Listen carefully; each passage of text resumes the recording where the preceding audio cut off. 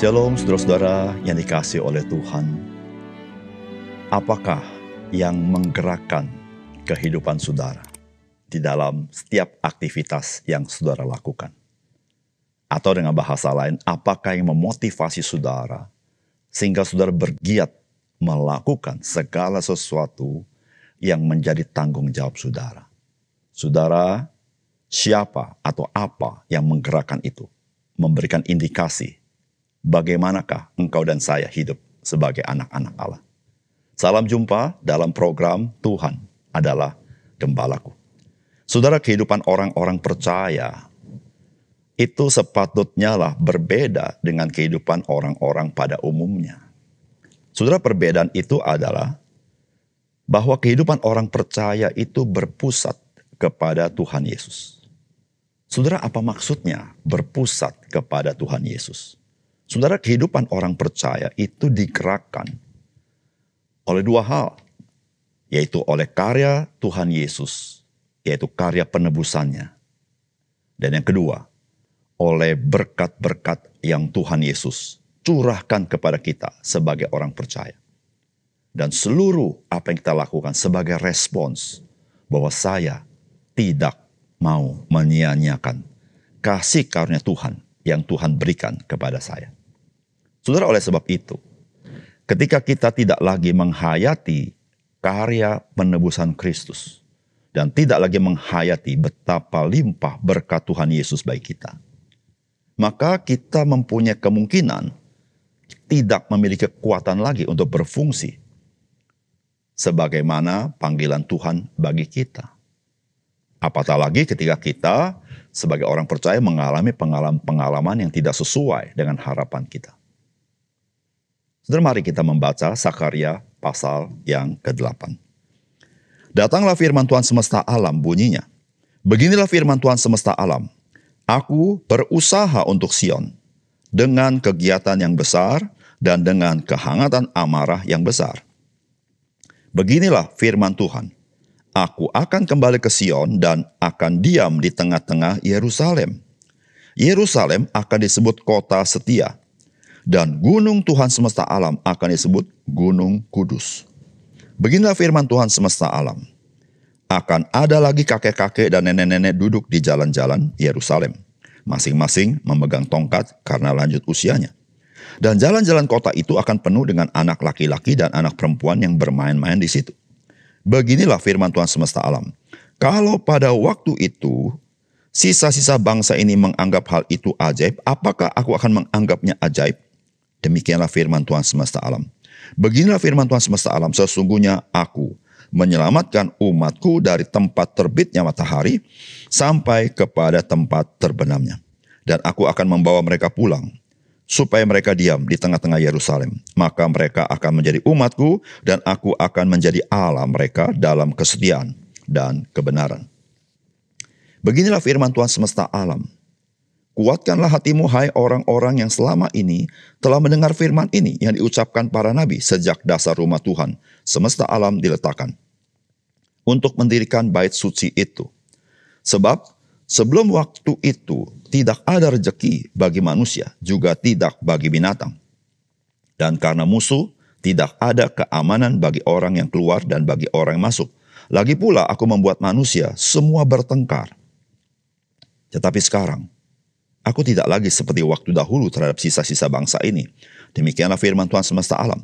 Melainkan aku akan menabur damai sejahtera, maka pohon anggur akan memberi buahnya, dan tanah akan memberi hasilnya, dan langit akan memberi air embunnya. Aku akan memberi semuanya itu kepada sisa-sisa bangsa ini sebagai miliknya. Dan kalau dahulu kamu telah menjadi kutuk di antara bangsa-bangsa, hai kaum Yehuda dan kaum Israel, maka sekarang aku akan menyelamatkan kamu, sehingga kamu menjadi berkat. Janganlah takut, kuatkanlah hatimu. Sebab beginilah firman Tuhan semesta alam. Kalau dahulu aku telah bermaksud mendatangkan malapetaka kepada kamu, ketika nenek moyangmu membuat aku murka, dan aku tidak menyesal, firman Tuhan semesta alam, maka pada waktu ini aku kembali bermaksud berbuat baik kepada Yerusalem dan kepada kaum Yehuda. Janganlah takut. Inilah hal-hal yang harus kamu lakukan. Berkatalah benar seorang kepada yang lain, laksanalah hukum yang benar, yang mendatang damai di pintu-pintu gerbangmu, janganlah merancang kejahatan dalam hatimu seorang terhadap yang lain, dan janganlah mencintai sumpah palsu. Sebab semuanya itu kubenci, demikianlah firman Tuhan. Datanglah firman Tuhan semesta alam kepadaku, bunyinya. Beginilah firman Tuhan semesta alam, waktu puasa dalam bulan yang keempat, dalam bulan yang kelima, dalam bulan ketujuh, dan bulan yang ke-10 akan menjadi kegirangan dan sukacita dan menjadi waktu-waktu perayaan yang menggembirakan bagi kaum Yehuda. Maka cintailah kebenaran dan damai. Beginilah firman Tuhan semesta alam. Masih akan datang lagi bangsa-bangsa dan penduduk banyak kota.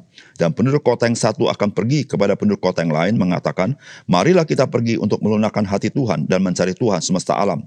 Kami pun akan pergi.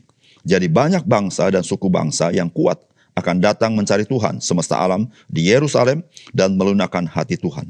Demikianlah firman Tuhan semesta alam. Pada waktu itu, 10 orang dari berbagai-bagai bangsa dan bahasa akan memegang kuat-kuat punca jubah seorang Yahudi dengan berkata, kami mau pergi menyertai kamu sebab telah kami dengar bahwa Allah menyertai kamu.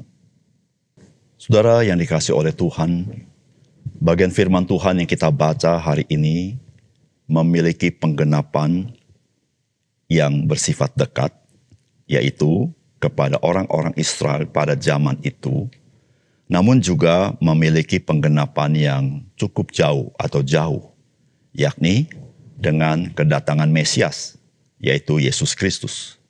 Namun saudara, berita dari bagian ini menunjukkan kepada kita bahwa keselamatan dan berkat dari keselamatan umat Tuhan itu aman di dalam tangan Tuhan. Saudara, apakah pesan firman Tuhan bagi kita? Yang pertama, saudara, kita mengenal Tuhan kita adalah Tuhan yang cemburu. Karena Ia mengasihi kita. Oleh karena itu Ia tidak pernah membiarkan dan meninggalkan kita. Namun Dia membela kita. Saudara, firman Tuhan berkata begini, datanglah firman Tuhan semesta alam bunyinya. Beginilah firman Tuhan semesta alam.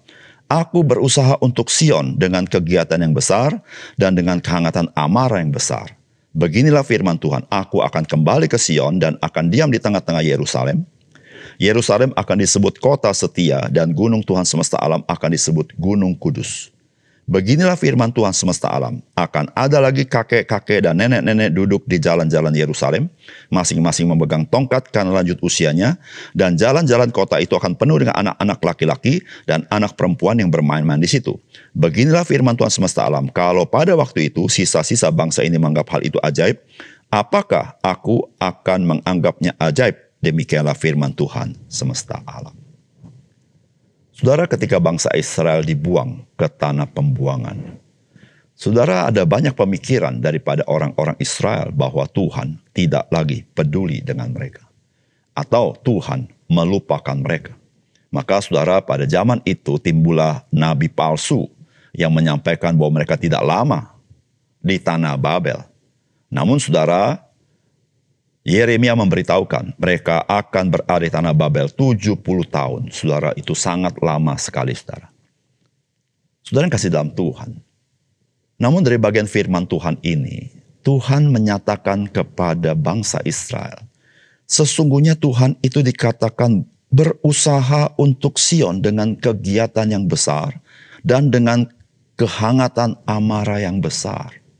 Maksudnya apa, saudara? Saudara, dengan bahasa lain, Tuhan itu ketika melihat bangsa Israel umat Tuhan, di dalam penderitaan, di dalam ketidakadilan, di tengah pembuangan oleh orang-orang Babel, maka sesungguhnya Tuhan menjadi cemburu. Tuhan marah besar kepada bangsa Babel. Tuhan berusaha untuk umatnya yang telah dibuang ke tanah Babel itu. Nah saudara, Tuhan kita, Tuhan yang cemburu. Mengapa dia begitu cemburu? Karena dia sangat mengasihi kita. Di situ saudara, mengapa Tuhan mendisiplin umat Tuhan bangsa Israel ketika mereka menyimpang dengan menyembah ilah-ilah lain. Bukan karena Tuhan benci kepada mereka. Tetapi Tuhan kita Tuhan yang cemburu. Tuhan mengasihi umatnya. Dengan mereka menyimpang kepada ilah lain akan mempengaruhi kehidupan yang tidak religius, kehidupan yang tidak rohani, kehidupan yang duniawi. Di situ Tuhan tidak inginkan. Saudara, demikian juga dengan kita sebagai orang percaya. Saudara, kita harus ingat, saudara, Tuhan kita adalah Tuhan yang cemburu. Dia cemburu karena dia sangat mengasihi kita. Saudara, apa yang Tuhan kerjakan bagi bangsa Israel, Tuhan katakan demikian, karena Tuhan mengembalikan mereka. Maka dikatakan akan ada lagi kakek-kakek dan nenek-nenek duduk di jalan-jalan Yerusalem. Bahkan di jalan-jalan kota penuh anak laki-laki dan anak-anak perempuan bermain. Saudara, ini menggambarkan apa? Saudara, ini menggambarkan sebuah damai sejahtera, sebuah kemakmuran yang terjadi. Sehingga orang-orang tua lanjut usia. Mereka tidak meninggal, mereka tidak tewas karena perang. Lalu saudara-saudara, bukan itu saja. Mereka punya keturunan bahwa bangsa ini, umat Tuhan, punya masa depan. Saudara, itulah karya Tuhan bagi bangsa Israel. Saudara, Tuhan yang peduli kepada umatnya. Tuhan yang memberikan pengharapan kepada umatnya. Demikian juga dengan kita sebagai umat Tuhan. Saudara, Tuhan yang peduli. Tuhan yang tidak pernah meninggalkan kita.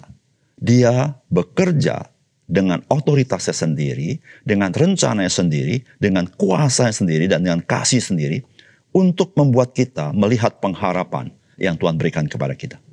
Mungkin di tengah-tengah kehidupan kita, kita mengalami segala kesulitan dan mungkin Tuhan mendisiplin kita. Tetapi ingatlah, Tuhan mendisiplin kita karena kecemburuan Dia. Tapi Tuhan akan berusaha sebesar-besarnya untuk bagaimana kita kembali dan kita mengalami segala kebaikan Tuhan melihat pengharapan yang Tuhan berikan kepada kita. Yang kedua, saudara. Saudara, Tuhan begitu peduli dengan kita. Marilah kita juga hidup menyenangkan hati Tuhan dengan melakukan apa yang Ia kehendaki. Saudara, firman Tuhan berkata begini. Sebab beginilah firman Tuhan semesta alam, kalau dahulu aku telah bermaksud mendatangkan malapetaka kepada kamu, ketika nenek moyangmu membuat aku murka dan aku tidak menyesal, firman Tuhan semesta alam, maka pada waktu ini aku kembali bermaksud berbuat baik kepada Yerusalem dan kepada kaum Yehuda. Janganlah takut. Inilah hal-hal yang harus kamu lakukan. Berkatalah benar seorang kepada yang lain dan laksanakan hukum yang benar, yang mendatangkan damai di pintu-pintu gerbang. Janganlah merancang kejahatan dalam hatimu seorang terhadap yang lain, dan janganlah mencintai sumpah palsu, sebab semuanya itu kubenci. Demikianlah firman Tuhan. Kemudian saudara-saudara, firman Tuhan juga berkata begini. Beginilah firman Tuhan semesta alam, masih akan datang lagi banyak bangsa-bangsa dan penduduk banyak kota, dan penduduk kota yang satu akan pergi kepada penduduk kota yang lain, mengatakan marilah kita pergi melunakkan hati Tuhan, dan mencari Tuhan semesta alam, kami pun akan pergi. Jadi banyak bangsa dan suku bangsa yang kuat akan datang mencari Tuhan semesta alam di Yerusalem dan melunakkan hati Tuhan. Beginilah firman Tuhan semesta alam, pada waktu itu 10 orang dari berbagai-bagai bangsa dan bahasa akan memegang kuat-kuat punca jubah seorang Yahudi dengan berkata, kami mau pergi menyertai kamu, sebab telah kami dengar bahwa Allah menyertai kamu. Saudara yang dikasihi Tuhan, ketika kita membaca bagian-bagian ini, saudara-saudara, saudara kita baru sangat menyadari bahwa Tuhan, Dia tidak pernah membiarkan umatnya berjalan sendiri tanpa arah, tanpa tujuan. Namun Tuhan, Dia Tuhan yang mempedulikan mereka. Dia yang membawa umatnya kembali. Dan Tuhan juga akan tinggal bersama-sama dengan mereka. Saudara, dan Tuhan ingin umat Tuhan yang telah ditebus itu hidup di dalam kebenaran dan hidup sesuai panggilannya dan hidup di dalam kehendak Tuhan dan menjadi berkat. Saudara, dalam firman Tuhan yang kita baca dari bagian ini bahwa dulu bangsa Israel telah menjadi kutuk bagi orang lain, tetapi Tuhan akan menjadikan mereka berkat bagi orang lain. Sehingga saudara-saudara, orang-orang yang belum kenal Tuhan bisa melihat betapa ajaibnya Tuhan telah melakukan perbuatan ajaib melalui kehidupan mereka. Nah saudara, sebetulnya apa yang dikatakan dalam bagian ini bukan serta-merta hanya untuk bicara pada waktu jangka waktu dekat. Namun saudara-saudara, hal ini Tuhan katakan untuk sesuatu yang masih jauh, yaitu dengan kedatangan Tuhan Yesus. Saudara, hari ini, apa yang dikatakan dari bagian ini, di mana banyak orang dari berbagai tempat mengenal Tuhan Yesus, dan mereka mengalami Immanuel, Allah yang menyertai kita. Saudara, itulah penggenapan yang Tuhan katakan pada bagian ini. Sudah ada banyak orang mengenal Mesias, mengenai Juru Selamat. Dan saudara, mereka hidup di dalam berkat-berkat rohani yang Tuhan berikan kepada mereka. Dan Alkitab mengatakan, sebagai orang percaya, Tuhan menjadikan kita hadir di tengah-tengah dunia ini, menjadi berkat bagi dunia ini. Oleh karena itu saudara, mari jikalau kita tahu betapa Tuhan peduli kepada kita, dan Tuhan mempunyai maksud yang mulia dalam hidup kita. Mari saudara kita menghidupi hidup kita sebagai anak-anak Tuhan. Sehingga dengan demikian saudara, kita tidak pernah menyesali akan apa yang telah kita lalui dalam hidup kita. Mari kita berdoa. Bapa surga, terima kasih untuk kebenaran firman-Mu. Biarlah firman-Mu Engkau meteraikan dalam hati kami. Dan terima kasih kepada Tuhan, kami orang-orang yang terbatas, tetapi Tuhan yang tebus kami. Tuhan percaya bahwa kami akan dipakai Tuhan untuk kami jadi berkat bagi orang lain. Tuhan tolong kami supaya kami menyadari Tuhan begitu baik, begitu membela kami, ajar kami juga hidup untuk menyenangkan hati Tuhan. Terima kasih atas kebaikan Tuhan. Dalam nama Tuhan Yesus kami berdoa. Amin.